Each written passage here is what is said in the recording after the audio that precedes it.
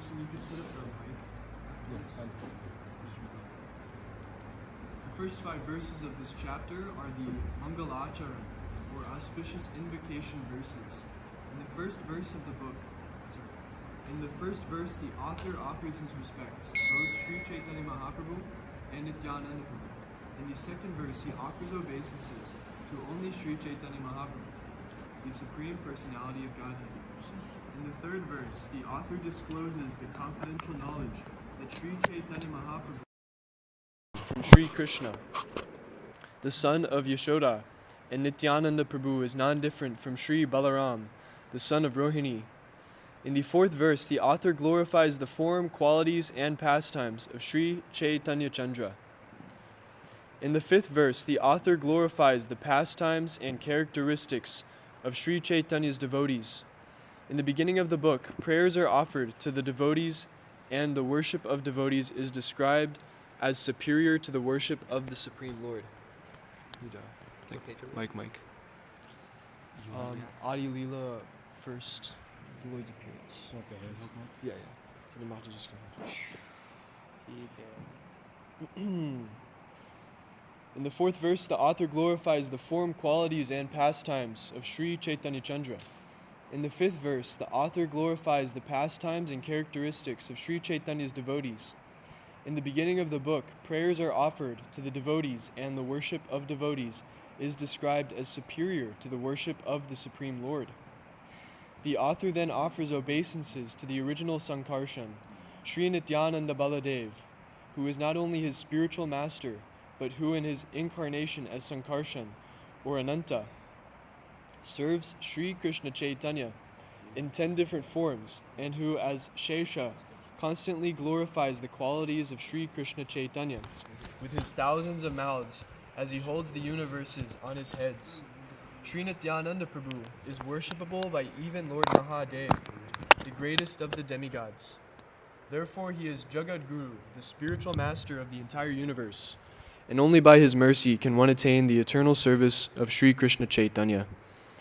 The author also establishes that Lord Balaram's Rasa Leela is eternal, like that of Lord Krishna, and he cites evidence from the Srimad Bhagavatam in order to refute opposing views, which are contrary to the conclusions of the scriptures. Is that the end of a paragraph?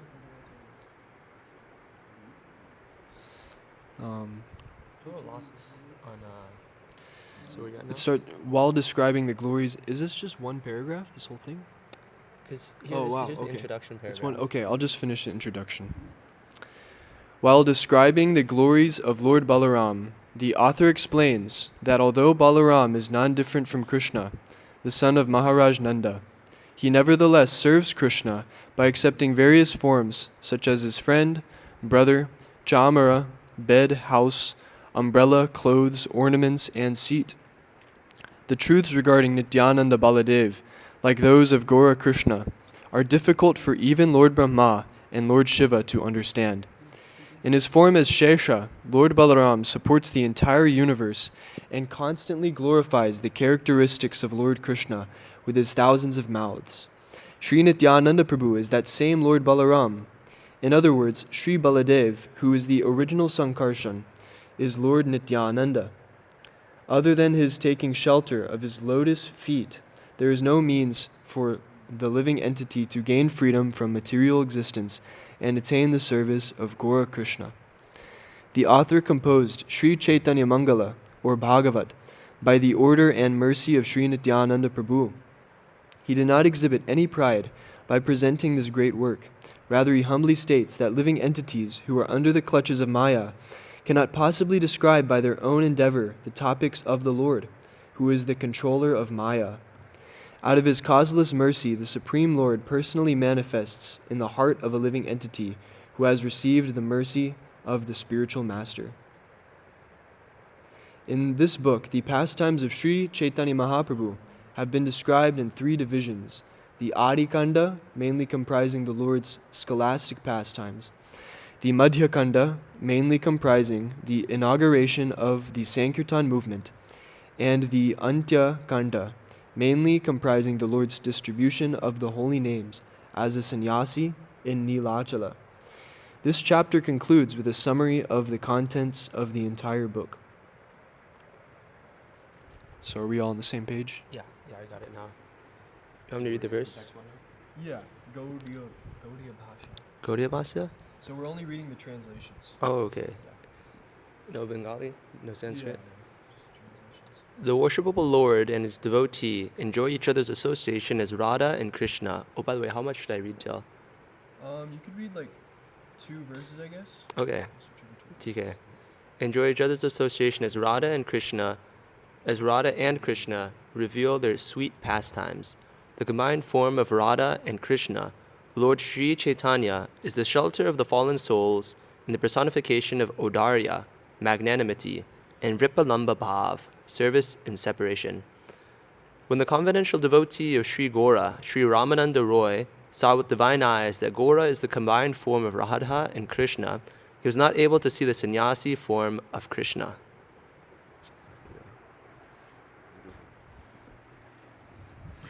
Being absorbed in the mood of Radha, Krishna forgets himself and exhibits her dazzling complexion.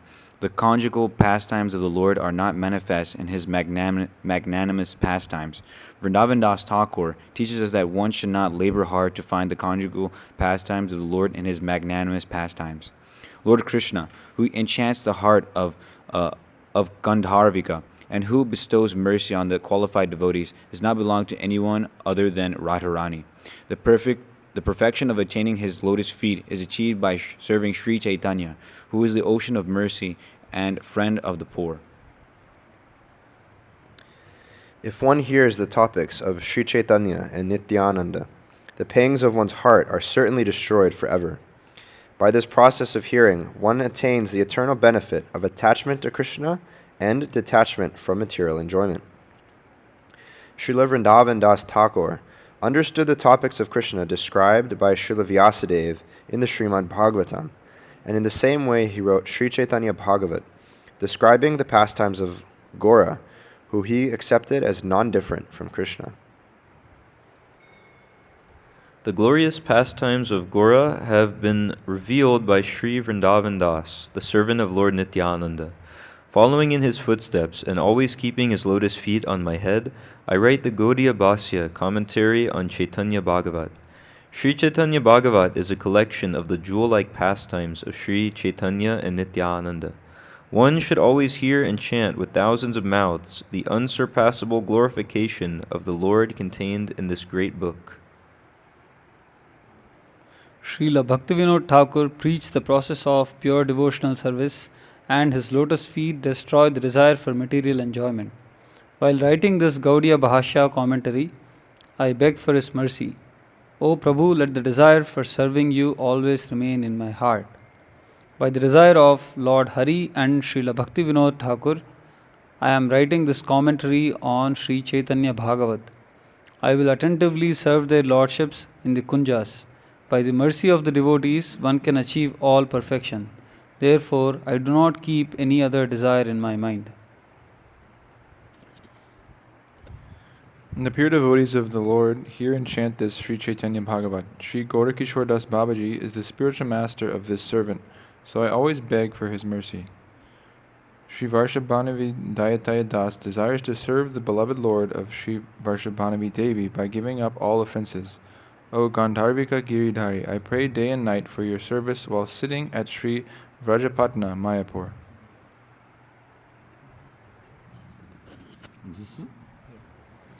The original name of Sri Caitanya Bhagavat was Sri Chaitanya Mangal. As Lochandas Thakur, the disciple of Narhari Sarkar Thakur, wrote another book named Sri Chaitanya Mangal. Sri Vrindavan Das Thakur later changed the name of his own book to Sri Chaitanya Bhagavat in order to differentiate the two books. When Sri Krishnadas Kaviraj Goswami refers to Sri Chaitanya Mangal in his Sri Chaitanya Charitamrut, he is referring to this Sri Chaitanya Bhagavat. It is said that Sri Vrindavan Das Thakur changed the name of this book to Sri Chaitanya Bhagavat by the desire of Srimati Narayani Devi. Anyway, as in the Srimad Bhagavatam, the pastimes of Krishna are described in this book. The pastimes, particularly the Navadi pastimes of Sri Chaitanya Dev, who is non-different from the son of Nanda, are described. Sri Chaitanya Charitamrita deals more with Sri Chaitanya's pastimes as a sannyasi in Nilachal, and therefore may be accepted as a supplement to Sri Vrindavan Das Thakur's book. This great book is divided into three parts: Adi, Madhya, and Antya. Adi Khand extends up to the Lord's acceptance of initiation. Madhya Khand extends up to the Lord's acceptance of sannyas, and Antya Khand describes some of the Lord's pastimes over a period of few years in Nilachal. The Lord's later pastimes in Nilachal are not described in this book. Such later pastimes were also not described by Sri Murari Gupta in his book Sri Chaitanya Charit. Which verse are we on? Text 1. You just finished the summary. Oh, I see. Okay. It's going to take me a minute.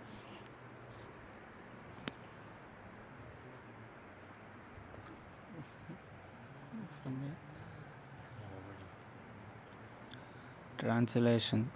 I offer my respectful obeisances unto Sri Chaitanya Mahaprabhu and Sri Nityananda Prabhu, whose arms extended down to their knees, who have golden yellow complexion, and who inaugurated the congregation chanting of the holy names of the Lord.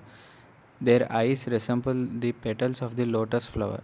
They are the maintainers of the living entities, the best of the Brahmanas, the protectors of religious principles for this age, the benefactors of the universe, and the most merciful of all incarnations. So we'll do translations only. But text 2. O my Lord, you are eternally existing in the past, present, and future. Yet you are the son of Sri Jagannath Mishra. I offer my repeated obeisances unto you, along with your associates, your devotee servants, your sons, your Goswami disciples, or the processes of devotional service, such as the congregational chanting of the holy name, and your consorts, who, according to the regulative principles, refer to Vishnu Priya, who is Bhu Shakti, Lakshmi Priya, who is Sri Shakti, and Nabadvip, which is Neela, Leela, or Durga. And according to devotional principles, refer to the two Gadadharas, Narahari, Ramananda, Jagadananda, and others. I worship the two brothers Sri Krishna Chaitanya and Sri Nityananda, who are descended in this world as the supreme controllers. They have appeared in covered forms as the embodiments of mercy. All glories to Sri Gaurasundar, whose powerful activities are supremely pure, whose bodily complexion is like molten gold, whose eyes are like lotus petals, whose 6 beautiful arms extend to his knees, and whose heart is inundated by loving devotional sentiments as he enjoys dancing in various ways during kirtan. All glories to Sri Krishna Chaitanya Chandra, who is the fully independent Supreme Personality of Godhead and the abode of transcendental pastimes. All glories to his eternally pure activities. Sri Gaurasundar is the controller of all other controllers, the Lord of the universe, and the embodiment of transcendental knowledge. All glories to his devotees, and all glories to the dancing of his beloved associates. In the beginning, I offer unlimited obeisances to the feet of the loving, confidential associates of Lord Sri Chaitanya. I then offer my obeisances to the Supreme Personality of Godhead, Sri Krishna Chaitanya. He incarnated in Navadvip, and he is known as Vishvambar.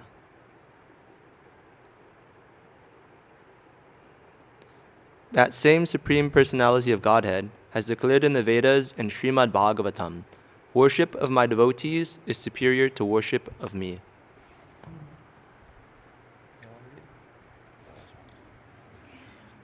When the great devotee Uddhava inquired about pure devotional service and knowledge of the Supreme Lord for the welfare of all of the living entities, Lord Krishna glorified his devotees in this verse from the Srimad Bhagavatam 11:19-21, while describing the various limbs of pure devotional service. I have therefore offered my prayers first to the devotees, as this is the secret for attaining perfection. I offer my respectful obeisances unto Sri Nityananda Rai, for he is my worshipful Lord. By his mercy the glories of Lord Caitanya become manifest. I offer my respectful obeisances unto the thousand-headed Lord Balaram. His thousands of mouths are the abode of Lord Krishna's transcendental glories.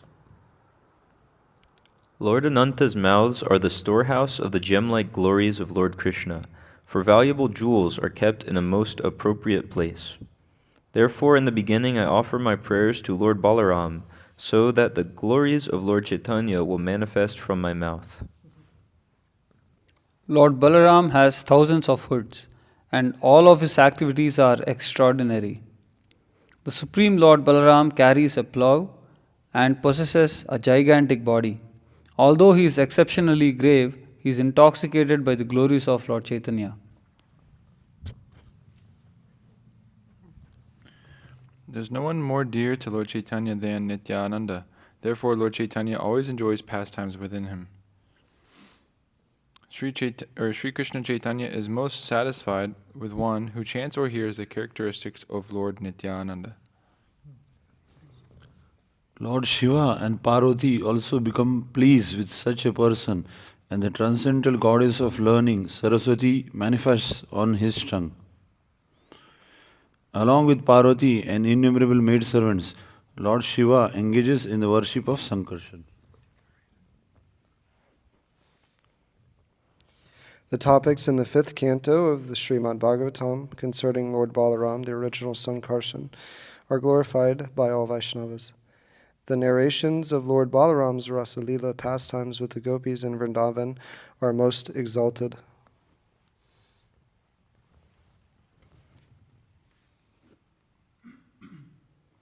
The Puranas describe how Lord Balaram performs his Rasa Leela in the 2 months of spring, Madhava and Madhu. Now please hear those verses that were spoken by Shukadev Goswami to Parikshit Maharaj in the Srimad Bhagavatam. Lord Balaram, the personality of Godhead, resided there for the 2 months of Madhu and Madhava. And during the night, he gave his cowherd girlfriends conjugal pleasure. In the company of numerous women, Lord Balaram enjoyed in a garden by the Yamuna river.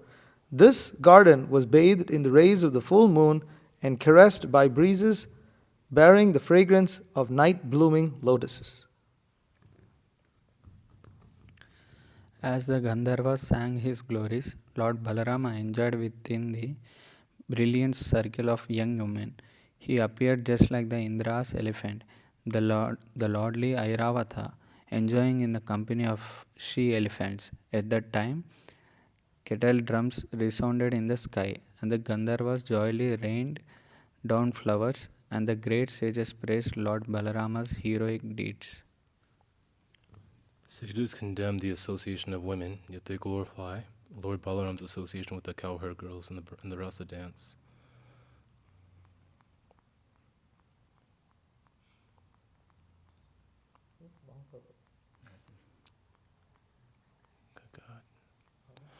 The demigods came and showered flowers on his Rasa Leela because they know there's no difference between Krishna and Balaram.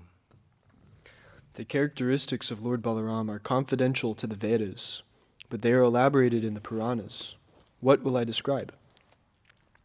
Due to foolishness, some people neglect the Puranas and refuse to accept the authenticity of Balaram's Rasa Leela. The 2 brothers, Krishna and Balaram, both performed Rasa Krida pastimes in the company of the gopis at the same place in Vrindavan.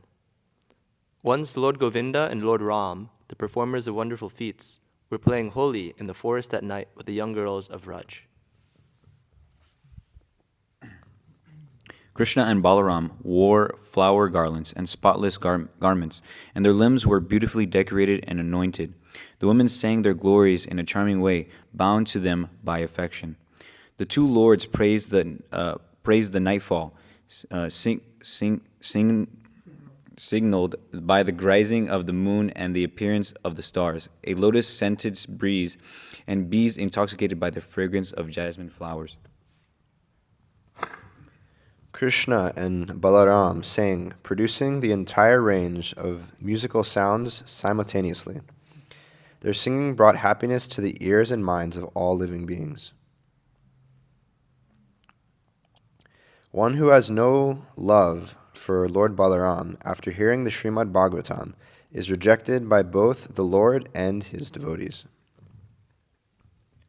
One who does not accept Srimad Bhagavatam is no better than a Yavana, and Lord Yamaraj punishes him birth after birth. Nowadays, some faithless persons, eunuchs, challenge, in which scripture is Balaram's Rasa Leela described? Some sinful persons do not accept this pastime even if they read about it in the scriptures. They distort the actual meaning of the scriptures into some other meaning. Lord Nityananda is the dearmost object of Sri Chaitanya Chandra.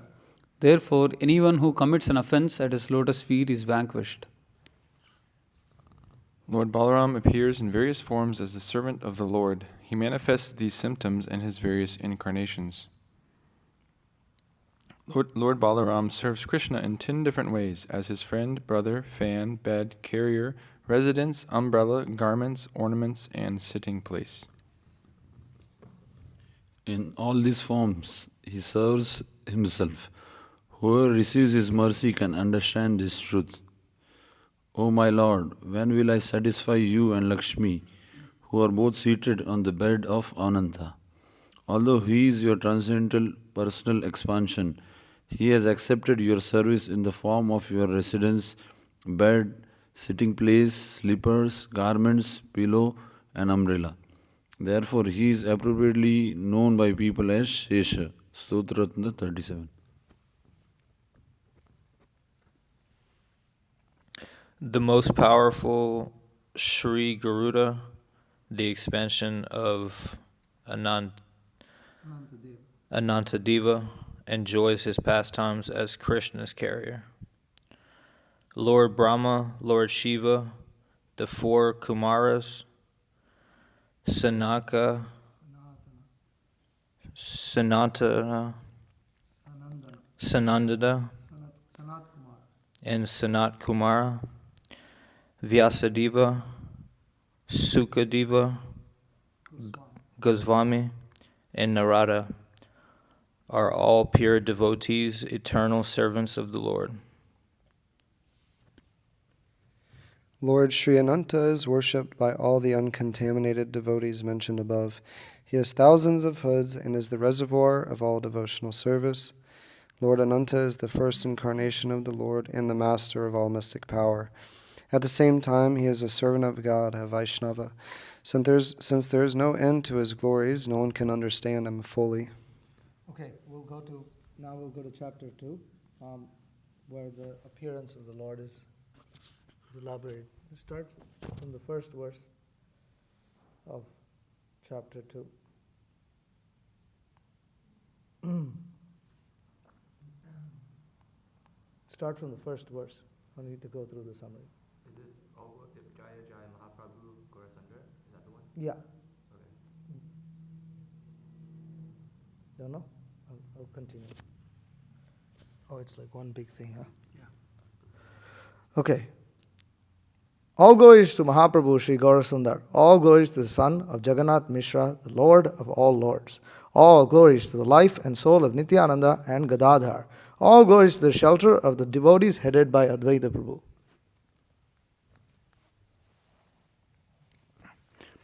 All glories to Lord Gauranga along with his associates. By hearing the topics of Sri Chaitanya, one attains devotional service to the Lord. I again offer my obeisances at the lotus feet of Sri Chaitanya and his devotees. Let the topics of Sri Gaurachandra become manifest on my tongue. All glories to Sri Gaurachandra, the ocean of mercy. All glories to Nityananda Prabhu, the personification of devotional service. Although the truths of the two brothers and their devotees are incomprehensible, they can be realized by the mercy of their lordships. The knowledge of the personalities like Lord Brahma is enhanced by the mercy of Lord Krishna.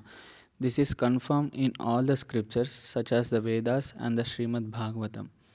May the Lord, who in the beginning of the creation amplified the potent knowledge of Brahma from within his heart and inspired him with full knowledge of creation and of his own self, and who appeared to be generated from the mouth of Brahma, he pleased with me. In the beginning of creation, Lord Brahma was born from the lotus sprouted from the navel of Lord Vishnu. Still he had no power to see anything. When Brahma took full shelter of the Lord, then out of compassion, the Lord appeared before him. Then, by the mercy of Krishna, Brahma received transcendental knowledge so that he could understand the various incarnations of the Supreme Lord. Lord Krishna's incarnations are very difficult to understand. Who has the power to understand them without his mercy? In the Srimad Bhagavatam, Lord Brahma concludes that the pastimes of Krishna's incarnations are inconceivable and inaccessible. O Supreme Great One, O Supreme Personality of Godhead, O Supersoul, Master of all mystic power, your pastimes are taking place continuously in these three worlds. But one can estimate where. But who can estimate? I just got lost. But who can estimate where, how, and when you are employing your spiritual energy and performing these innumerable pastimes? No one can understand the mystery of how your spiritual energy acts. Who has the ability to know why Krishna Chandra incarnates? Still, I am giving whatever reasons are described in the Srimad Bhagavatam and the Bhagavad Gita. Whenever and wherever there is a decline in religious practice, O descendant of Bharata, and a predominant rise of irreligion, at that time I descend myself.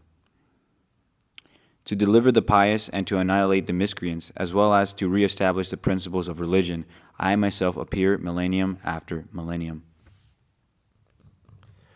Whenever there is a decline in religious principles and irreligion becomes more prominent day by day, at that time the demigods headed by Brahma pray at the feet of the Lord to protect the sadhus and destroy the miscreants. The Lord then appears in this material world with his associates and paraphernalia in order to re-establish the principles of religion.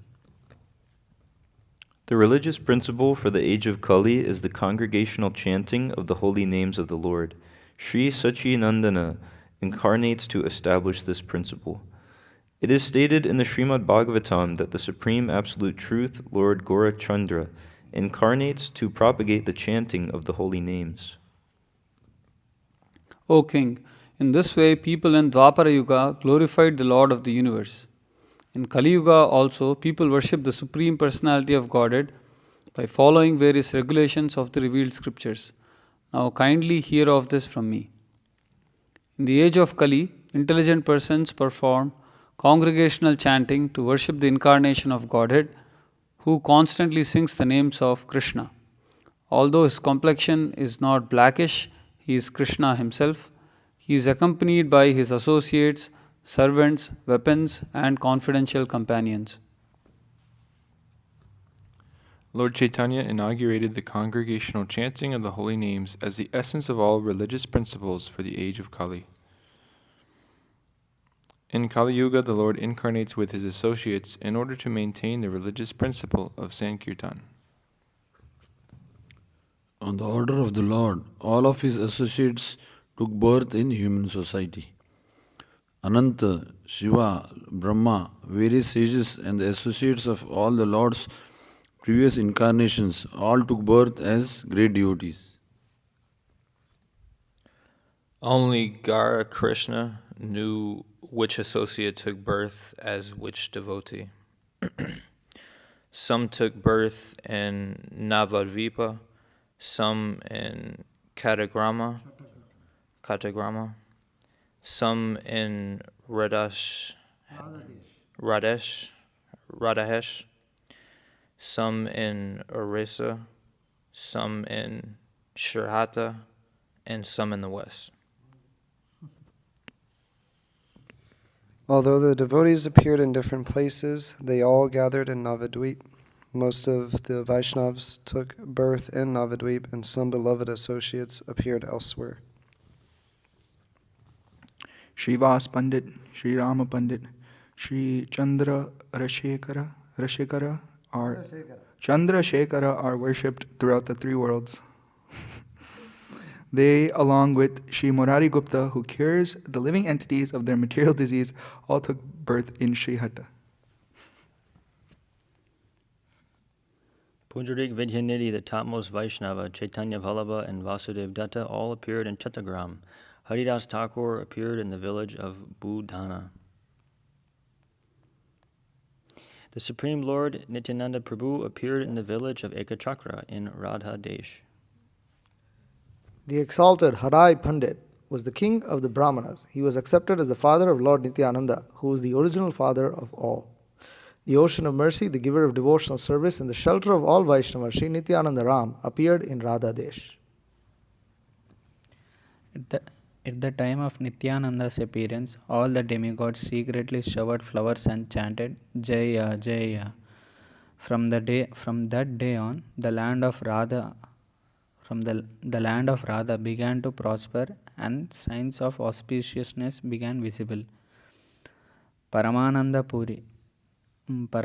Puri, who enjoyed pastimes with the Lord in Nilachala, appeared at Trihuta. The banks of the Ganges are most sanctified. Why then would a Vaishnav take birth at an impious place? The Lord appeared on the bank of the Ganges, so why did his associates appear in distant places? Out of compassion, Lord Krishna ordered his great devotees to appear in places where the Ganges did not flow, where the holy names are not chanted, and where the Pandavas did not visit. Sri Chaitanya descended to deliver the entire universe. He has confirmed this with his own words. The Lord had his devotees, who were equal to him, appear at impious places and in impious families in order to deliver everyone. In whatever place or family a Vaishnava appears, people for hundreds of thousands of miles around are all delivered. Wherever the Vaishnavas go, that place becomes a sanctified place of pilgrimage.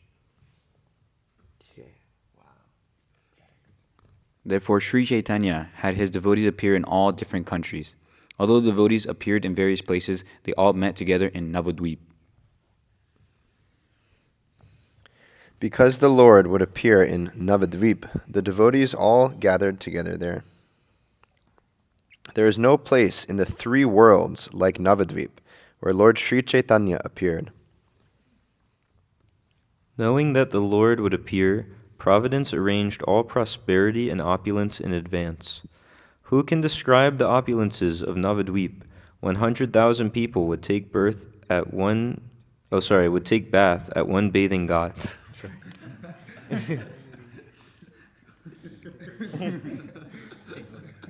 By the merciful glance of Saraswati, the goddess of learning, hundreds of thousands of children, youths, and old people were expert in the scriptures. They were all proud of being great scholars. Even a young boy would challenge his teacher. Many people came from various provinces to study in Navadvip, because by studying there one achieved a taste for education. Therefore no one could count the innumerable students and millions of teachers gathered there.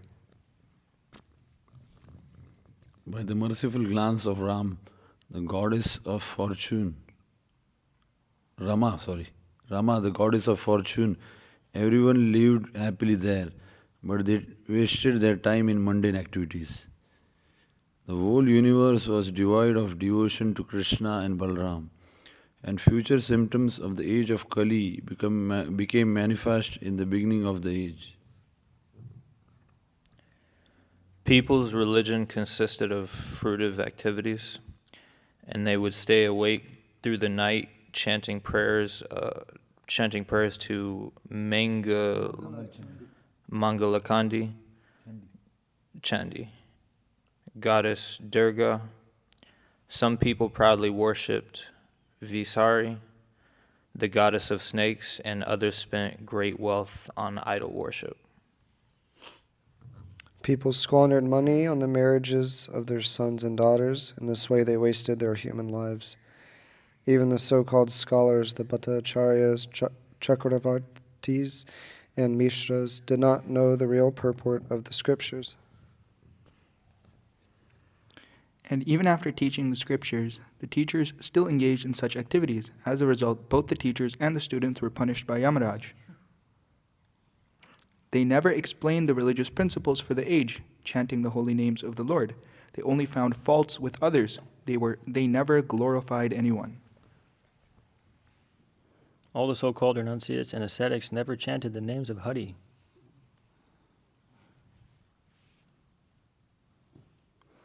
Only the most pious people would recite the names of Pundarikaksha and Govinda at the time of taking bath. Even when someone explained the Bhagavad Gita or Srimad Bhagavatam, they would not mention anything about devotional service to the Lord.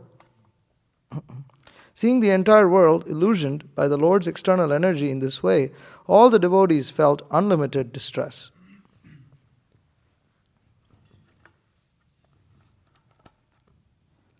They thought, how will these people be delivered? The whole world is simply absorbed in material enjoyment. People will not chant the names of Krishna even they are instructed. Rather, they constantly glorify their education and good birth. The great devotees, however, followed their prescribed duties, like worshipping Krishna, bathing in the Ganges, and discussing topics of Krishna. They all bestowed their blessings on the people of the world and prayed, O Krishna Chandra, please quickly bestow mercy on these people. Residing in Navadvip at that time was Advaita Acharya, the topmost Vaishnava, who is glorified throughout the world. Sri Advaita Acharya was the most respected teacher. He was as expert as Lord Shiva in explaining the devotional service of Lord Krishna with knowledge and renunciation. He explained all the scriptures that are found in the three worlds and concluded that devotional service to the lotus feet of Krishna is the essence of all teachings. Sri Advaita Acharya would enthusiastically worship Krishna with tulsi manjaris and Ganges water. He loudly called for Krishna in great spiritual ecstasy. That sound vibration pierced the covering of the universe and was heard in the Vaikuntha planets. On hearing Advaita Prabhu's cries of love, Lord Krishna personally appeared, for he is controlled by the love of his devotees. Therefore, Advaita Acharya is the best of all Vaishnavas. There is no comparison to his devotional service in the entire universe. In this way, Advaita Acharya resided in Nadia in great distress due to people's lack of devotion. Everyone in the entire world was engaged in materialistic activities. No one was engaged in worshipping or serving Krishna. Some people worshipped Vashuli, Chandi, or Durga with various ingredients, and some people worshipped the yakshas with meat and wine.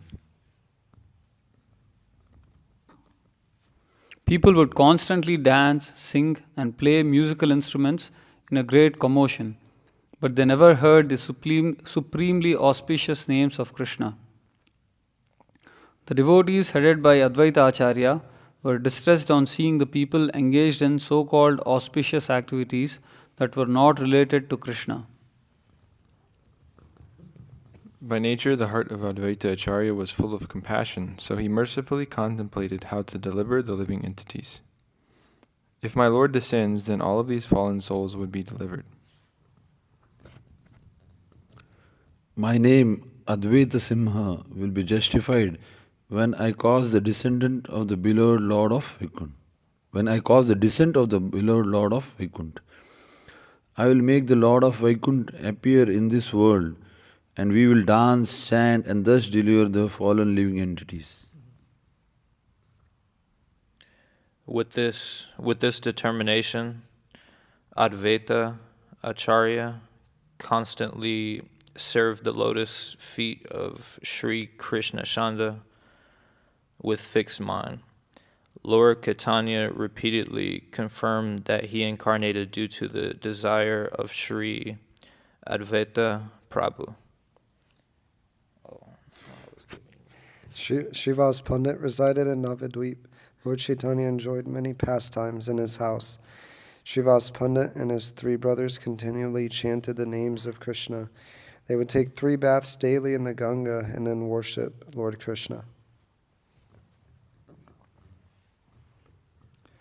Many other devotees lived incognito in Nadia. By the will of the Lord, Shri Chandra, Shekhara, Jagadish, Gopinath, Shriman Pandit, Murari Gupta, Shri Garuda Pandit, and Ganga Das all took birth before the Lord. If I listed the names of all the devotees, this book would increase in size, so I'll mention those names that I know at the appropriate time. All these devotees were engaged in their prescribed duties, they were all magnanimous, and they knew nothing other than the devotional service of Lord Krishna. They all had friendly relationships with each other, although they were unaware of each other's identity. The hearts of these devotees burned on seeing the people of the world devoid of devotion to Lord Vishnu. Because they could not find anyone interested in hearing the topics of Lord Krishna, they would engage in kirtan by themselves. They would remain together for a couple of hours in the house of Advaita Prabhu and mitigate their distress with topics of Krishna. The devotees felt that the entire world was burning, and they felt sorry because they could not find anyone to speak with. Sri Advaita Acharya, along with the other Vaishnavas, tried to preach to the people, but they could not understand anything. In distress, Advaita Acharya began to fast, and the Vaishnavas sighed deeply. People did not know why the devotees danced for Krishna or chanted his names. They could not understand who was a Vaishnav or what the purpose of Sankirtan was. People could not understand any of these things because their hearts were filled with desires for wealth and children. All the atheists would laugh at the Vaishnavas. Every evening, Srivas Pandit and his 3 brothers would loudly chant the names of Hari in their house. On hearing this chanting, the atheists would remark, "What madness! This Brahmana Srivas will ruin this village." The Mohammedan king is very cruel by nature. If he hears about this kirtan, the whole district will suffer. Someone else said, I'll drive this Brahmana out of town, break his house, and throw it in the Ganges. If we get rid of this Brahmana, then it will be good for the village. Otherwise, the Yavanas will take over the town. Hearing the atheists speak in this way, the devotees began to cry and chant Krishna's name. When Advaita Acharya heard these things, he became as angry as fire.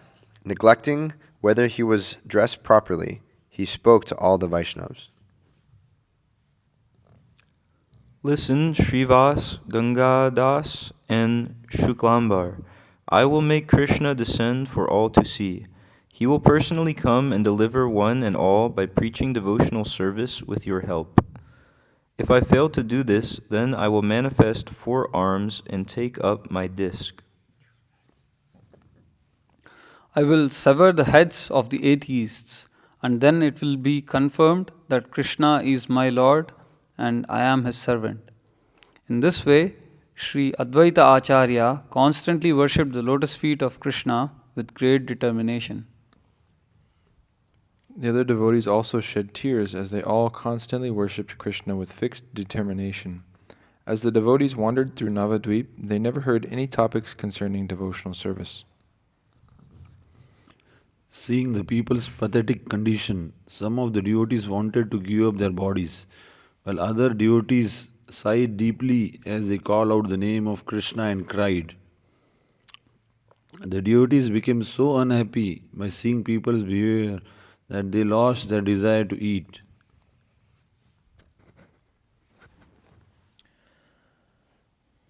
As the devotees gave up all material comforts, the Supreme Lord prepared to advent. By the order of Lord Sri Nityananda, Rama, who is non-different from Ananta, first appeared in Radha Desa. He appeared from the womb of Padmavati in the village of Ekachakra on the auspicious 13th day of the waxing moon in the month of Magh. The Lord, who is the original father of everyone, accepted Hadai Pandit, the king of the Brahmanas, as his father. Lord Balaram is an ocean of mercy and the bestower of devotional service. He appeared as Sri Nityananda Prabhu. Invisible to humans, the demigods loudly chanted, Jaya, Jaya, and showered flowers. From that day on, the district of Radhadesh became filled with prosperity. In order to deliver the fallen souls, Nityananda Prabhu accepted the dress of a mendicant and traveled throughout the world. This is the description of Lord Ananta's appearance. Now, please hear how Krishna made his appearance. Sri Jagannath Mishra lived in Navadvip. He was like Vasudev, and he was expert in following his prescribed duties. He was greatly magnanimous and the best of the Brahmanas. Indeed, I can find no comparison to him. All the good qualities of Kasyapa, Dasharatha, Vasudeva, and Nanda Maharaja were found in the persons of Jagannatha Mishra. His wife was the most chaste Sachi Devi, the universal mother and persona- personification of devotional service to the Supreme Lord. After all her daughters expired, the most fortunate Vishvarupa appeared as her son. Sri Vishvarupa was as attractive as Cupid personified. His mother and father were jubilant on seeing him. Vishvarupa was detached from the time of his birth, and he realized the purport of the scriptures in his very childhood. As the entire world became devoid of devotion to Lord Vishnu, the future symptoms of Kali began to manifest in the beginning of the age. Whenever there's a decline in the practice of religious principles, the Lord incarnates. Knowing that the devotees were in distress, Lord Gaurachandra Mahaprabhu appeared in the bodies of Jagannath Mishra and Sachi Devi. As Sri Ananta loudly chanted, Jai, Jai, Jagannath Mishra and Sachi Devi heard this sound vibration as if it were a dream. Both husband and wife manifested brilliant spiritual effulgence, which common people could not perceive.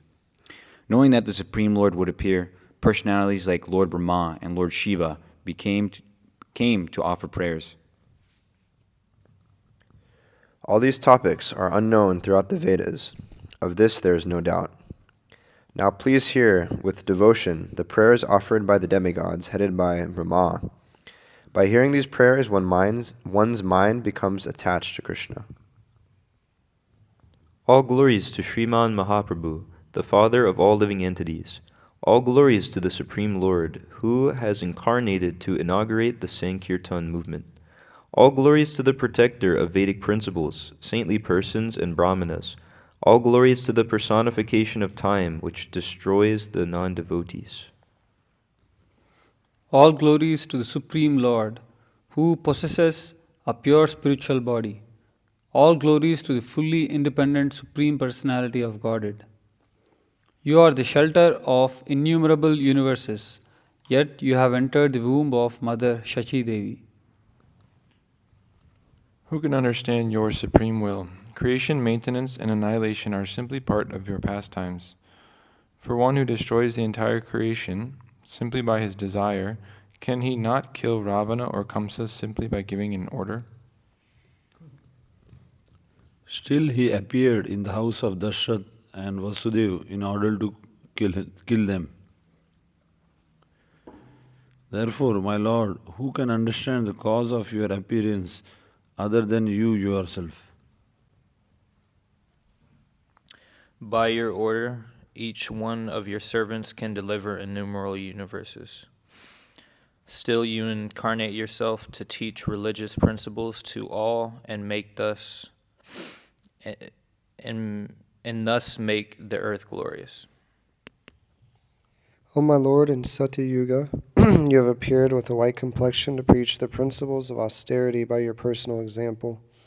You wear a deerskin and carry a dunda and water pot, and you wear matted locks of hair. In this way you incarnate as a brahmachari to re-establish the principles of religion. You appear in the Treta Yuga with a beautiful red complexion. Although you are the Lord of sacrifice, you set the example by engaging in the performance of sacrifice. You carry a sacrificial ladle and spoon in your hands and encourage everyone to perform sacrifice. In Dwapara Yuga, you appear with a transcendental blackish complexion that resembles a monsoon cloud. You preach the process of deity worship from house to house. You wear yellow cloth and you are decorated with the mark of Sri Vatsa. As a great king, you personally demonstrate the process of deity worship. You appear in Kali Yuga as a Brahmana with a golden complexion to inaugurate the congregational chanting of the holy names, which is unknown through the Vedas. Therefore, you are the source of innumerable incarnations. Who has the ability to enumerate all of them? In the form of Matsya, you enjoy in the waters of annihilation. In the form of Kurma, you are the shelter of all living entities. In the form of Hayagriva, you have saved the Vedas by killing the original demons Madhu and Kaitava. In the form of Varaha, you deliver the earth. And in the form of Nrsimha, you tore apart the demon of Hiranyakashipu. In the wonderful form of Vamana, you deceived Bali Maharaj, and in the form of Parashuram, you rid the earth of Kshatriyas. In the form of Ramachandra, you killed Ravana, and in the form of Balaram, you performed innumerable pastimes. In the form of Buddha, you exhibited compassion, and in the form of Kalki, you destroyed the Malechas. In the form of Dhanvantari, you delivered nectar to the demigods, and in the form of Hamsa, you spoke on the absolute truth to Brahma and others. In the form of Narada, you carry a veena and sing your glories, and in the form of Vyas, you explain the truth about yourself. In the form of Krishna, your unlimited enchanting Gokula pastimes include those of all other incarnations. In this incarnation as a devotee, you will invest all your transcendental energies in the performance of kirtan. The whole world will be filled with the sound of Sankirtan, and pure devotional service will be preached from house to house. How can we describe the happiness that this earth planet will enjoy when you dance along with your servants? The mere presence of those who constantly meditate on your lotus feet vanquishes all inauspiciousness. As such persons dance, the touch of their lotus feet destroys all the inauspiciousness of the world. By their glance, the 10 directions are purified. Such are your glories, such is the dancing, and such are your servants, that when they dance with their arms raised, the disturbances in the heavenly planets are destroyed. My dear King, when Krishna's devotees dance in Kirtan, they destroy the inauspiciousness of the earth by the touch of their feet, the directions by their glance, and the higher planetary systems by their upraised arms. O Lord, you will personally appear and perform Kirtan with your pure devotees. O Lord, who has the power to describe your glories? You will distribute devotional service to Lord Vishnu that is unknown through the Vedas. You easily award liberation, but you keep devotional service hidden. We have a desire to attain that devotional service. O Lord, you will freely distribute the treasure of devotional service throughout the world, simply due to your causeless mercy. By the chanting of whose holy names all sacrifices are performed, the Lord has now appeared in Navadvip. O Lord, please be merciful to us so that we may have the fortune to see your pastimes. The long-cherished desire of the Ganges will now be fulfilled when you sport in her waters. You who are seen through the yogi's meditation as Yogisvara will now be seen in the village of Navadvip.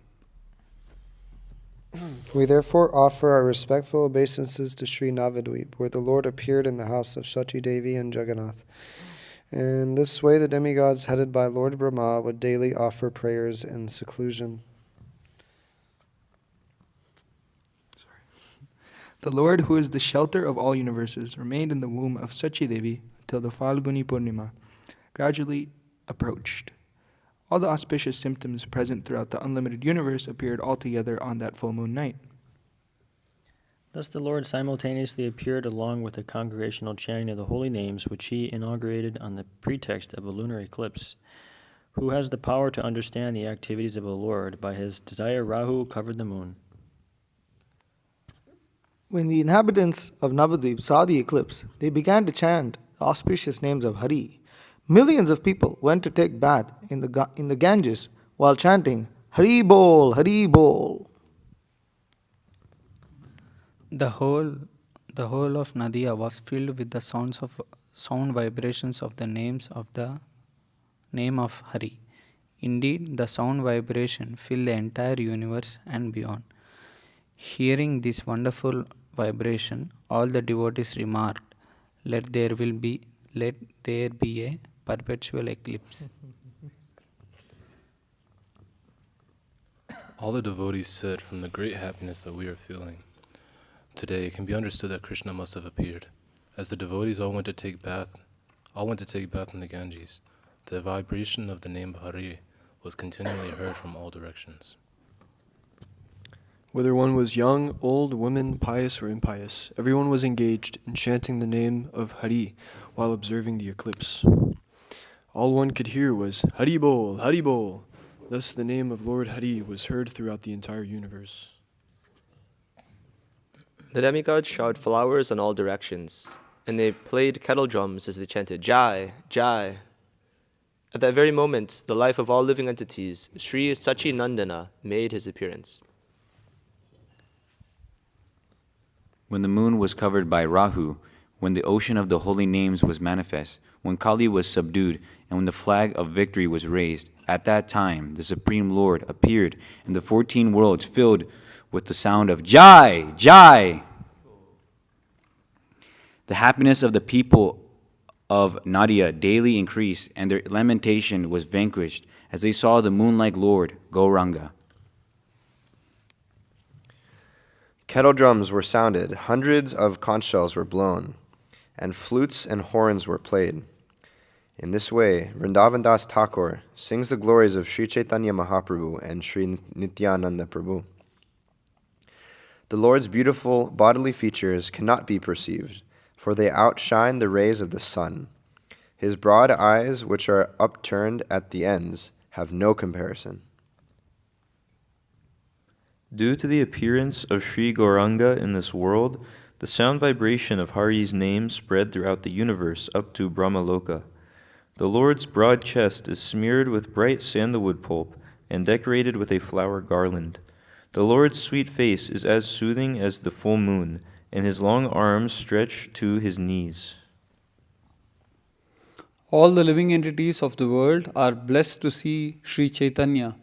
Some dance, some chant, and some loudly exclaim, Jai, Jai. Kali, however, feels sad and laments. Sri Chaitanya is the crown on the head of the four Vedas, but sinful and foolish people cannot understand this. Sri Vrindavan Das Thakur sings the glories of Sri Chaitanya Chandra and Sri Nityananda Prabhu.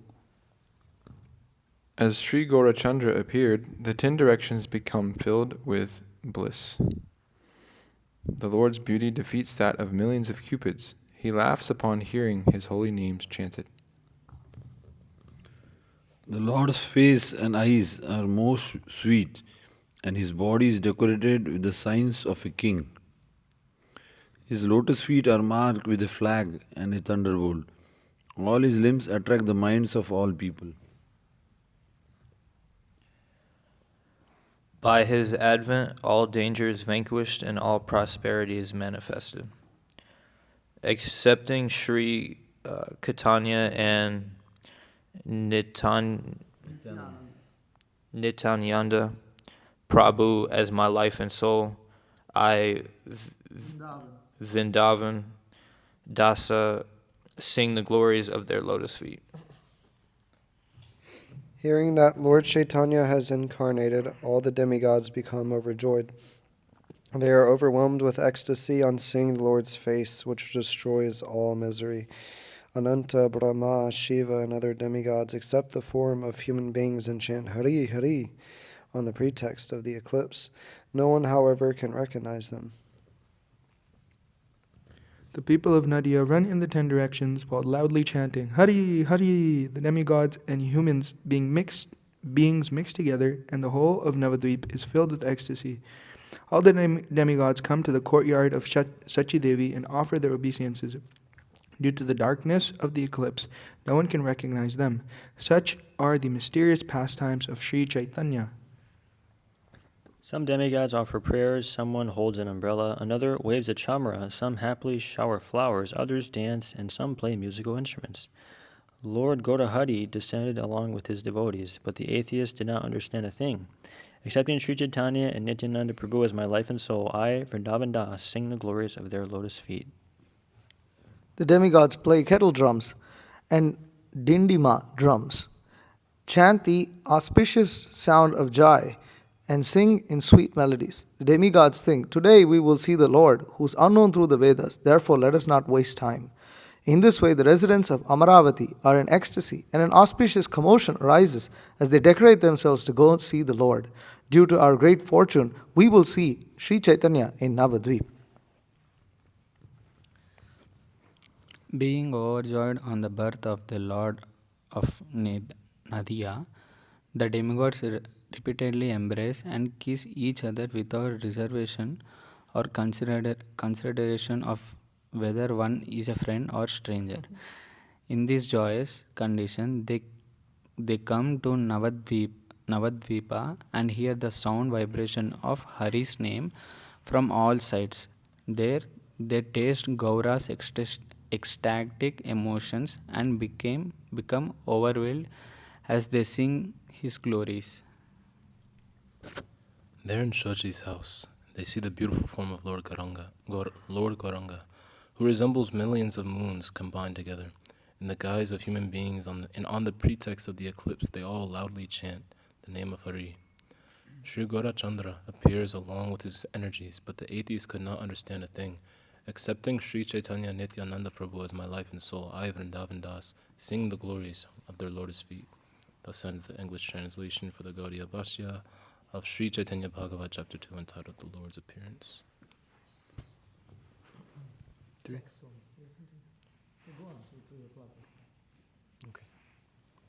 Behold Gaurachandra's marketplace, where the jewels of love of God are stacked high.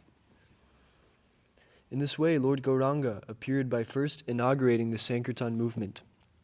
From all directions, people went to the Ganges for bath, while chanting the name of Hari. Even persons who never chanted the name of Hari in their lives also chanted the name of Hari as they ran to the Ganges for bath. The sound vibration of Hari's name filled the 10 directions. The Lord, who is the best of the Brahmanas, appeared with a smile on his face. Seeing their son's face, Sachi and Jagannath were filled with ecstasy. They're so overwhelmed that they did not know what to do. The ladies there became excited and simply exclaimed, "Jai! Jai!" All the relatives came rushing to the house of Jagannath Mishra, and the whole household became filled with bliss. The father of Sachi Devi and great Brahmana Nilambara Chakravarti noted wonderful planetary arrangements in each house of the child's horoscope. In each house there were signs that indicated a king. Moreover, Chakravarti was astonished by the child's beauty and said, "There is a prediction that in the future a Brahmana will become the king of Bengal. The future will show whether this child is that personality." Then that great astrologer Brahmana began to speak before everyone present about the symptoms of the various houses in the child's horoscope. The qualities I see in this child's horoscope are beyond those of a king. If fact, they are beyond all description. This child will be more learned than Brihaspati. He will soon manifest a reservoir of all good qualities. In that assembly was one great Brahmana devotee who began to describe the Lord's future activities. He said, "This child is non-different from Narayan. He will re-establish religious principles. He will preach wonderfully and thus deliver the entire world. People will receive from him love of God that is desired by even Brahma, Shiva and Shukadev. Just by seeing him, the people of this world will develop love for him, compassion for other living entities, and detachment from material enjoyment." What to speak of others, even Yavanas who are averse to Vishnu will worship the lotus feet of this child. His glories will be sung in innumerable universes, and everyone, including Brahmanas, will offer respects to this child. He is the personification of religious principles and the benefactor of the demigods, the Brahmanas, the spiritual masters, his father and mother, and the sober devotees. Just as Lord Vishnu incarnates and induces people to follow religious principles, this child will perform similar activities. Who has the power to explain the auspicious symptoms that are found in the houses of this child's horoscope? O Jagannath Mishra, you are indeed glorious and fortunate because this child is your son. I offer my obeisances unto you. I'm also fortunate to have had the privilege of calculating his horoscope. This child's name will be Sri Vishwambhar. Yet people will call him Navadvipa Chandra. Know for certain that this child is the personification of spiritual ecstasy. The Brahmana did not mention anything about the Lord's accepting sannyasi out of fear for creating a distressful condition amidst the joyous occasion. Jagannatha Mishra was overwhelmed with ecstasy upon hearing the child's glories, and he desired to give something in charity to the Brahmana. But because Jagannatha Mishra was extremely poor, he simply took hold of the Brahmana's feet and cried. The Brahmana then grabbed hold of Jagannath Mishra's feet and cried, while the people present there chanted Hari Hari in ecstasy.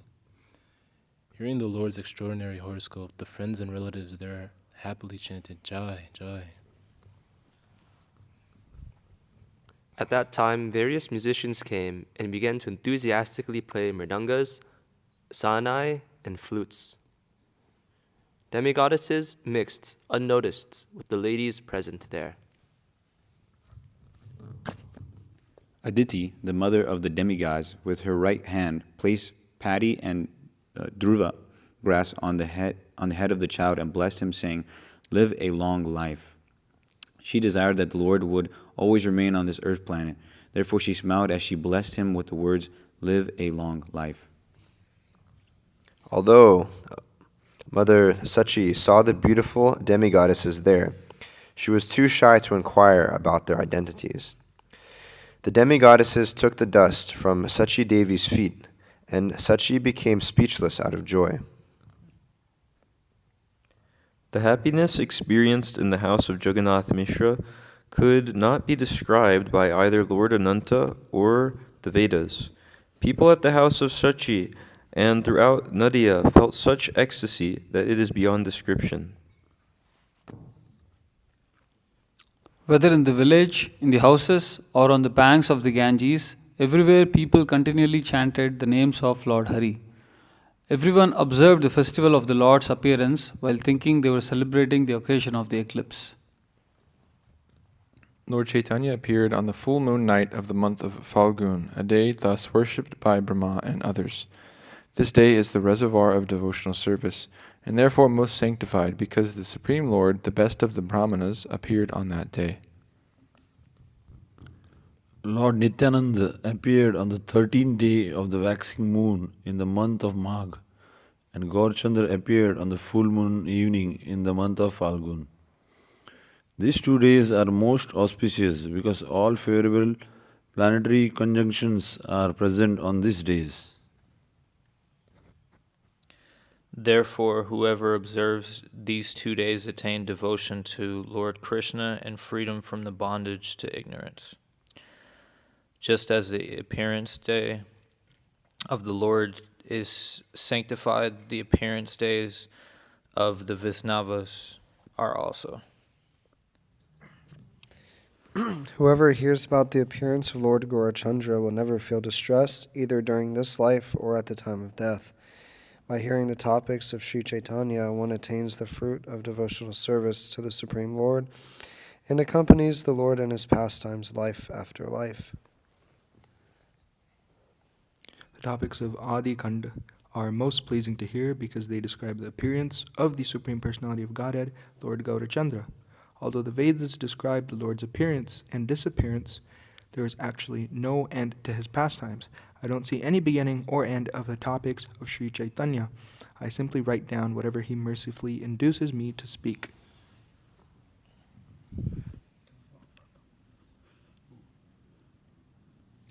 I offer my respectful obeisances unto Sri Gaurachandra along with his devotees, so that I may not commit any offenses at their feet.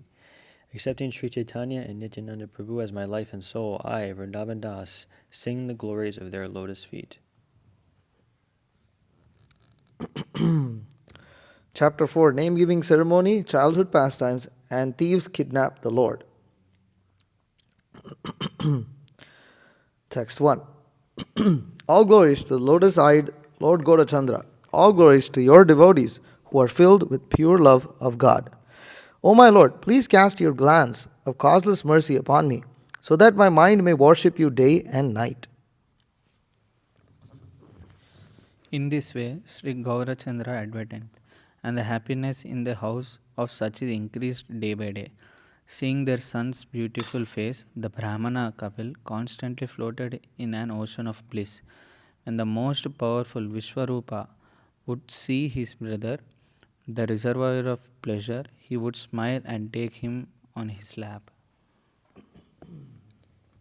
All the relatives and friends of the Lord's family would gather around the child both day and night.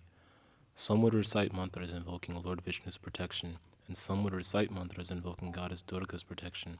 Others would chant mantras while circumambulating the house. Whenever the lotus-eyed Lord cried, he would stop only upon hearing the chanting of the names of Hari. As everyone came to understand this great mystery, they would all begin to chant the names of Hari whenever the Lord cried. Sri Chaitanya Mahaprabhu said, "A first-class Vaishnav is he whose very presence makes others chant the holy name of Krishna."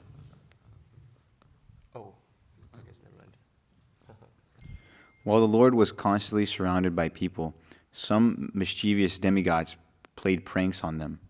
One of them secretly entered the Lord's house, and when the people saw his shadow, they exclaimed, "There goes a thief."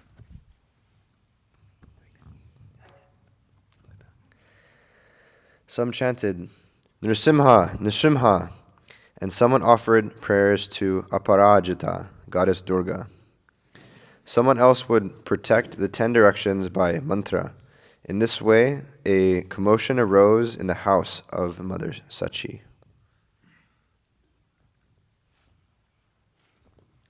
As the demigod left the house after seeing the Lord, everyone exclaimed, "There he goes." Someone said, catch him, there goes the thief." Someone else repeatedly chanted, "Narasimha, Narasimha." One exorcist said, "You are lucky you escaped today. You don't know the great power of Lord Nrsimhadev." The demigods who were secretly standing there, watching everything, began to laugh, and in this way 1 month passed. On the occasion of the child's coming out of the maternity room, the ladies accompanied Shachi Dev for bath in the Ganges. As they went for bath, they sang and played musical instruments. They first worshipped the Ganges, and then they went to worship Shashti. After properly worshipping the feet of all the gods, the ladies returned home feeling satisfied. Mother Sachi then respectfully distributed roasted paddy, bananas, mustard oil, vermilion, betel nut, and pan to the ladies. All the ladies then blessed the child, offered obeisances to Mother Sachi, and departed for their respective homes. In this way, the Lord performed his pastimes. Who can understand them unless they're inspired by the Lord? The Lord wanted everyone to chant his holy names, so he cried frequently. The more the ladies tried to pacify the Lord, the more he would cry. But as soon as they chanted the name of Hari, the Lord would smile and look at them with his moon-like face. Knowing the heart of the Lord, everyone continually chanted the name of Hari while clapping their hands. Everyone happily performed congregational chanting of the name of Hari, and thus Sachi's house became filled with the sound of the holy name of Hari. As the Lord resided in the house of Jagannath Mishra, he secretly performed pastimes similar to those of Gopal Krishna. Whenever there was no one home, the Lord would scatter things here and there, and then pour oil, milk, buttermilk, and ghee on the floor. When he understood that his mother was coming, he would lie down and begin to cry. In order to pacify the crying child, Mother Sachi would chant the name of Hari. Then she noticed the big mess in the room and inquired, "Who has scattered this paddy, rice, and dal all over the house?" She also noticed that the pots of yogurt and milk has been broken. No one could understand who had scattered everything about. There was only the 4-month-old child at home. All the relatives came there, but they were also unable to find a trace of who had done it. Someone said some demon must have come, but he was unable to attack the child due to the protective mantras. Being unable to harm the child, he angrily made this mess and then fled away. Jagannath Mishra was very astonished to see the mess, but considering that it was an act of providence, he remained silent. In spite of the great wastage, Sachi and Jagannath forgot all their distress when they looked at the face of their son. In this way, the Lord daily performed some mischief, and then the time for his name-giving ceremony arrived. All the learned persons headed by Nilambara Chakravarti, as well as all friends and relatives, came for the ceremony. Many chaste women who were decorated with vermilion and as effulgent as Lakshmi came for the ceremony. Everyone considered what name should be given. The woman suggested one name, and others suggested another name. The ladies said, "Since you have lost many daughters, this last-born child should be named Nimai." After due consideration, the learned scholars there suggested an appropriate name for the child.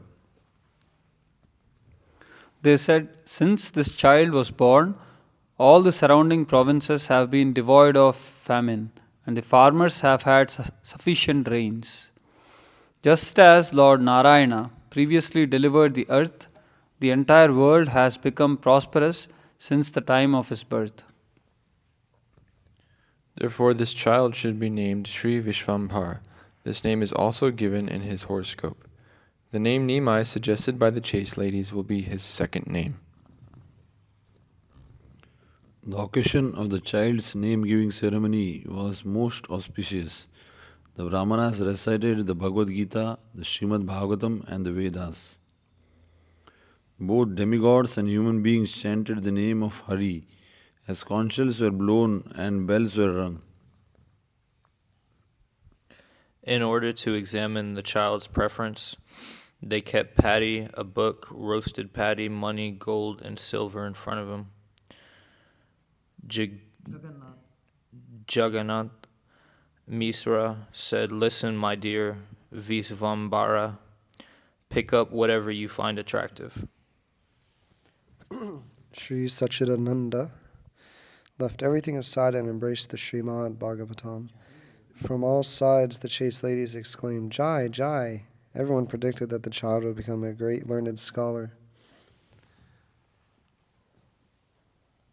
Someone said this child will be a great Vaishnav. He will realize the purport of the scriptures in a short time. Whoever was blessed by Vishvambhar's smiling glance was filled with happiness. Whoever took him on their lap did not like to put him down. In this way, the ladies held on their laps he who was rarely attained by the demigods. Whenever the Lord cried, the women immediately clapped their hands and chanted the names of Hari. As the Lord heard their chanting, he began to dance on their laps. This in turn inspired the ladies to chant with greater enthusiasm. Everyone there continually chanted the names of Hari, for they were induced by the will of the Supreme Lord. Without the Lord's will, no activities are successful. This is confirmed in the Vedic literature and the Srimad Bhagavatam. In this way, the Supreme Lord, Sri Sachinandana, inspired everyone to chant his holy names as he grew up day by day. The crawling of the Lord was most beautiful, and the tinkling sound of the bells on his waist enchanted the minds of all. He fearlessly wandered throughout the courtyard and grabbed whatever he saw, even a fire or a snake. One day a snake entered the house, and the Lord caught hold of it in childish sport. The Lord then laid down on the coils of the snake. Seeing this, everyone immediately exclaimed, "Alas, alas!" But the Lord simply smiled as he lay on the snake. All the people there called out, "Garuda, Garuda!" And the Lord's parents cried out of fear. Hearing everyone cry, Lord Ananta began to depart, but the son of Sachi tried again to grab him. The ladies quickly caught hold of the Lord and took him on their laps, blessing him with the words, "Live a long life." Someone tied a protective charm on him, and someone recited auspicious hymns. Someone else sprinkled charanamrita on him. Someone said, "This child has received a new life." And someone said, "That was a special snake, and therefore it did not bite him." Lord Gora Chandra glanced on everyone present and smiled. He tried again and again to go catch the snake, but they repeatedly stopped him.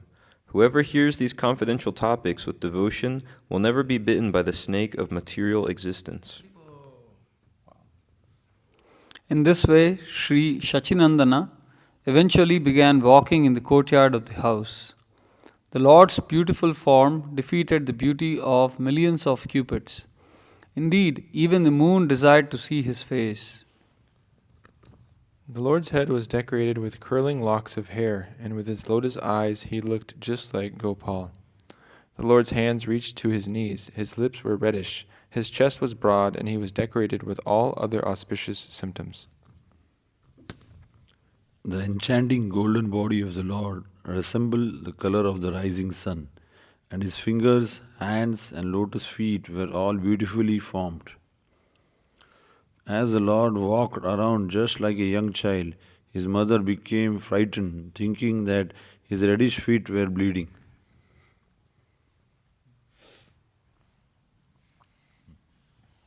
Seeing this, Sachimata and Jigannatha Misra became greatly astonished. Although they were poor, they were always joyful. One day, as they sat together in seclusion, they whispered to each other, "Some great personality has taken birth in our family." Since such a qualified person has taken birth in our house, perhaps our material distress will come to an end. We have never before heard of such behavior in a child. He continually dances and smiles upon hearing the sound of the holy names. Whenever he cries, he is not pacified until he hears the loud chanting of the names of Hari. In the morning, all the ladies would gather around the child and perform Sankirtan. As they clapped their hands and chanted the name of Hari, Gaurasundar would enthusiastically dance. The Lord would become covered with dust as he rolled on the ground, and then he would smile and climb onto the lap of his mother. Everyone felt incomparable happiness on seeing the various postures that Gaurasundara exhibited as he danced. In this way, no one could understand how the Lord, as a child, induced others to chant the holy names. The Lord constantly ran in and out of the house. He was so restless that no one could catch him. Sometimes the Lord would go alone outside the house and ask people for whatever he saw: roasted paddy, bananas, or sandesha. Captivated on seeing the Lord's enchanting form, even strangers gave him whatever he requested. They would give the Lord bananas and sandesh, and he returned home satisfied. He then distributed those items to the ladies who chanted the holy names. Seeing the child's intelligence, everyone laughed and chanted Hari's names while clapping their hands. The Lord went out of the house at any time of the day, whether morning, noon, afternoon, or night. He regularly went to the neighboring friends' houses and playfully stole things. Haribo. He drank someone's milk, he ate someone else's rice, and he broke the pots if he could not find anything to take. If there was a child in the house, the Lord made him cry, and if someone saw him, he ran away. If by chance the Lord was caught, he fell at the person's feet in order to gain release. "Please leave me this time. I will not come again. I promise I won't steal again." Seeing the child's intelligence, everyone was astonished. They could not become upset, rather, they loved him. Everyone showed more affection to him than their own sons, for the Lord stole everyone's heart just by his presence. In this way, the Lord of Vaikuntha performed his pastimes as he constantly wandered about. One day, two thieves saw the Lord and contemplated, "Whose child is this wandering alone in the streets?" They saw that the Lord was wearing costly ornaments, and they considered how they could steal them. One of the thieves took the Lord in his arms and said, "My dear child," and the other thief said, "Where have you been so long?" The thieves said, "Come, let us go home." And the Lord smiled and said, "Yes, let us go." The two thieves hurriedly carried the Lord away, as onlookers considered that they were taking their own son home. There were millions of people in Navadvip, so who could recognize everyone? The thieves, meanwhile, were greatly satisfied to see the child's ornaments. One of them thought, "I will take the bangles," and in this way they both dreamt of their soon-to-be acquired riches.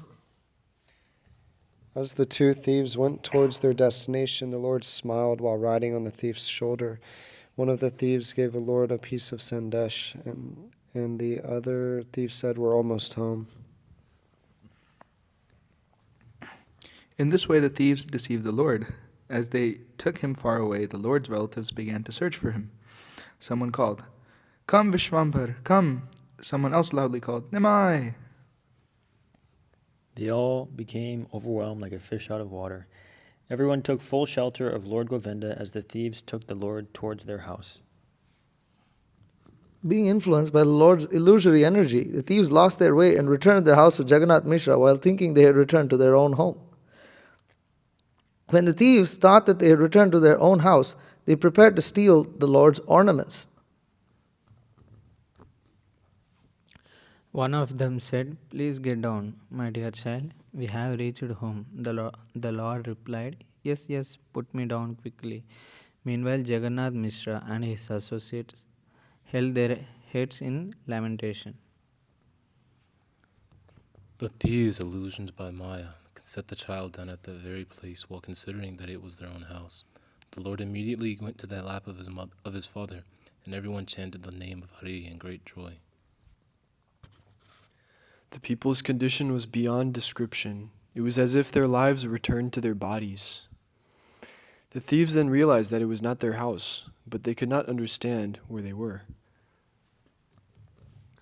In the middle of the commotion, no one saw what had happened. Thus, undetected, the thieves ran away in fear. Both the thieves thought, "How strange!" One of them said, "Did someone perform some magic on us?" They both concluded, "Goddess Chandi has saved us today." Then after they regained their composure, they embraced each other. In reality, the two thieves were most fortunate, for they had carried the Supreme Personality of Godhead on their shoulders. In the meantime, everyone thought, "Who brought him back? Tie some new cloth on his head as a gift." Someone said, "I saw two persons come here." They set the child down and then vanished. Since no one said, "I brought him," everyone became perplexed. They all asked Nimai, "Dear child, please tell us, who brought you here? Where did he find you?" The Lord replied, "I went to the bank of the Ganges and then lost my way. As I was wandering on the street, two strangers took me in their arms and brought me here." Everyone said the statements of the scriptures cannot be false. It is said that children as well as old and helpless people are protected by providence. In this way, the people considered what had happened, but they could not know the facts due to being illusioned by Lord Vishnu's illusory energy. In this way, the Lord of Vaikuntha performed amazing pastimes. Who can understand those pastimes unless the Lord reveals them? Whoever hears these topics, which are confidential to even the Vedas, will certainly attain firm devotion for the lotus feet of Lord Chaitanya. Accepting Sri Caitanya and Nityananda Prabhu as my life and soul, I, Veer Vindavan Dasa, sing the glories of their lotus feet. Jai Shri Chaitanya Mahaprabhu ki Jai Chaitanya Bhagavat ki Jai Srila Prabhupada ki Jai